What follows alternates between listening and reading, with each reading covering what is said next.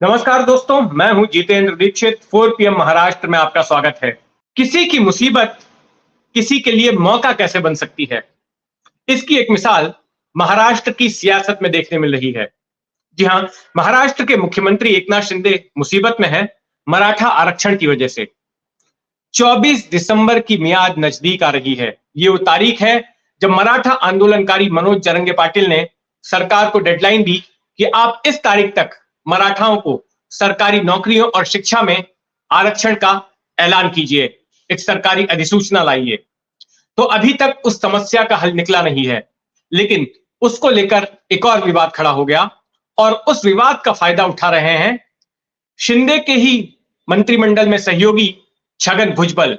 जैसा कि मैं पहले के वीडियोस में आपको समझा चुका हूं कि जब मराठा उनको का आंदोलन हुआ तो उस आंदोलन को शांत करने के लिए शिंदे सरकार ने यह कहा कि सभी मराठाओं को कुणबी का सर्टिफिकेट दिया जाएगा। कुणबी जो है ओबीसी में आते हैं और इस तरह से ओबीसी कोटे के तहत उन्हें आरक्षण का लाभ मिल सकेगा।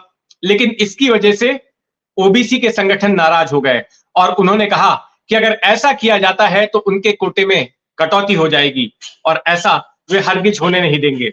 अब इन ओबीसी संगठनों का दबाव जो है तमाम राजनेताओं पे भी पड़ा और ऐसे राजनेताओं पर भी जो कि शिंदे सरकार में शामिल हैं। छगन भुजबल जो कि अजीत पवार वाली एनसीपी के नेता हैं और शिंदे सरकार में नागरिक आपूर्ति मंत्री हैं, वे इस मुद्दे पर काफी आक्रामक हो गए और उन्होंने अपनी ही सरकार को घेरना शुरू किया, अपनी ही सरकार के खिलाफ बयानबाजी करनी शुरू कर दी। भुजबल ने तो यहां तक आरोप लगाया कि ओबीसी का आरक्षण खत्म करने की साजिश क्या महाराष्ट्र सरकार ने रची है और क्या महाराष्ट्र सरकार को ओबीसी वोटों की नहीं पड़ी है कि मराठा वोटों के चक्कर में, मराठाओं को खुश करने के चक्कर में वे ओबीसी को नाराज कर रहे हैं, जबकि ओबीसी वोटरों की संख्या मराठा वोटरों की तुलना में ज्यादा है। इसके बाद हुआ ये कि राज्य के अलग अलग इलाकों में मराठा आंदोलन की तर्ज पर ओबीसी ने भी आंदोलन शुरू कर दिया और अब तक 2 यलगार रैलियां निकाली हैं। एक रैली निकाली गई जालना में और दूसरी हिंगोली में, जहां पर तमाम पार्टियों के ओबीसी नेता एक साथ एक मंच पर आए और उन्होंने मराठाओं को ओबीसी कोटे से आरक्षण देने का विरोध किया। अब ऐसे मंचों पर छगन भुजबल ने भी काफी तीखे बाण चलाए और न केवल उन्होंने मराठा आंदोलनकारी मनोज जरंगे पाटिल पर निशाना साधा, बल्कि अपनी सरकार के खिलाफ भी उन्होंने काफी कुछ कहा। उन्होंने इस बात पर नाराजगी जताई कि जिस तरह से मराठा आंदोलन के दौरान सरकार नरमी बरत रही थी, सरकार घुटने टेकते नजर आ रही थी मराठा आंदोलनकारियों के सामने, वो ठीक नहीं है। और उन्होंने इस बात का भी विरोध किया कि महाराष्ट्र सरकार ने जो शिंदे कमेटी बनाई है रिटायर्ड जज के अधीन, जो स्टडी करेगी कि किस तरह से मराठाओं को आरक्षण देना है, तो उस कमेटी को भी खत्म करने की मांग उन्होंने की। अब इसकी वजह से हो यह गया कि छगन भुजबल वर्सेस मराठा आंदोलनकारी, इस तरह की एक जंग महाराष्ट्र की सियासत में शुरू हो गई और भुजबल और मनोज जरंगे पाटिल एक दूसरे के खिलाफ जमकर बयानबाजी कर रहे हैं। अब इससे फायदा हो रहा है छगन भुजबल का, और छगन भुजबल का फायदा इस तरह से हो रहा है कि छगन भुजबल महाराष्ट्र में ओबीसी समुदाय के सबसे बड़े नेता बनकर धीरे धीरे उभर रहे हैं। दरअसल उनसे पहले ये छवि गोपीनाथ मुंडे की थी, दिवंगत बीजेपी नेता गोपीनाथ मुंडे की, जो साल 2014 में जिनका निधन हो गया। वे महाराष्ट्र में ओबीसी समुदाय के एक बड़े नेता माने जाते थे।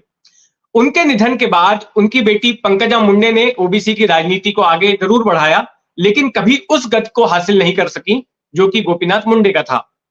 अब उस वैक्यूम को भरने की कोशिश, वो जो जगह खाली हुई है, ऐसे में छगन भुजबल को लगता है कि यही मौका है कि वो अपने आप को गोपीनाथ मुंडे की जगह पर स्थापित कर सकें। और यही वजह है कि वो बड़े ही आक्रामक तरीके से ओबीसी समुदाय के समर्थन में बोल रहे हैं और मराठाओं को आरक्षण दिए जाने का विरोध कर रहे हैं। उन्होंने तो यहां तक कह दिया कि मराठाओं को आरक्षण दिए जाने की कोई जरूरत नहीं है।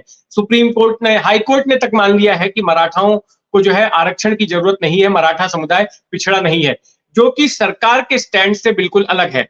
एक तरफ भुजबल की सरकार कह रही है कि मराठाओं को आरक्षण देंगे, तो दूसरी तरफ भुजबल कहते हैं कि मराठाओं को आरक्षण देने की जरूरत नहीं है। अब ऐसे में सरकार के बीच ही इन 2 मंत्रियों में नोकझोंक हो गई, एक भुजबल और दूसरे शंभूराजे देसाई जो कि आबकारी मंत्री हैं शिंदे सरकार में। उन्होंने कहा कि भुजबल को ऐसे बयान नहीं देने चाहिए, ये वो सब पब्लिसिटी हासिल करने के लिए ऐसे बयान दे रहे हैं और ये उनकी आदत है। तो एक वो अलग लड़ाई शुरू हो गई और इस पर ठाकरे गुट ने चुटकी ली, संजय राउत ने चुटकी ली, ये कहते हुए कि एक तो ये तो शिंदे कैबिनेट में जो है गैंगवॉर शुरू हो गया है।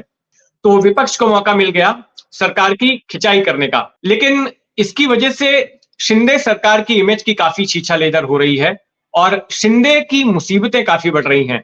अब ऐसे में हुआ ये कि कल के दिन एकनाथ शिंदे ने, जब कैबिनेट की बैठक थी, तो कैबिनेट की बैठक के बाद छगन भुजबल के साथ में उन्होंने एक अलग से मुलाकात की और छगन भुजबल से निवेदन किया कि मान जाओ महाराज, अब ज्यादा मत बोलो, अब बयानबाजी बंद कर दो, मामला बहुत ज्यादा बिगड़ चुका है।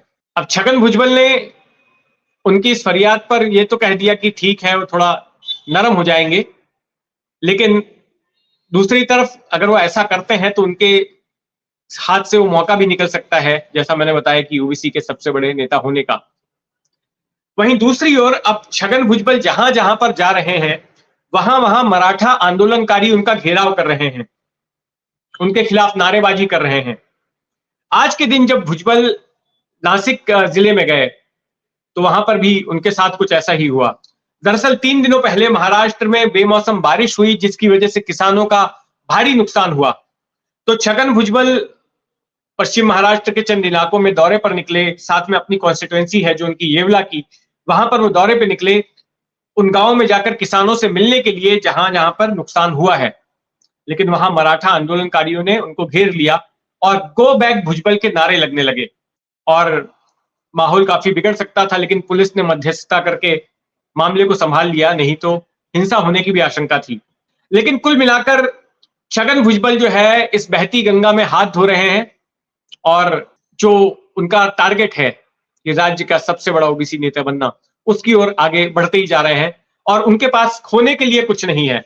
तो वो बिंदास होकर बयानबाजी कर रहे हैं और हाल ही में ये बात सामने आई कि खुद जो उनकी पार्टी है, अजीत पवार गुट की एनसीपी, उसने भी उनका समर्थन किया है। तो अब देखते हैं कि इस मामले में आगे क्या कुछ होता है। महाराष्ट्र की राजनीति में जो भी हलचल होगी, हमारी उस पर नजर बनी रहेगी। आप भी अपनी नजर बनाए रखें 4 PM महाराष्ट्र पर, और अगर आपने अब तक इस चैनल को सब्सक्राइब नहीं किया है तो सब्सक्राइब कर लें। धन्यवाद।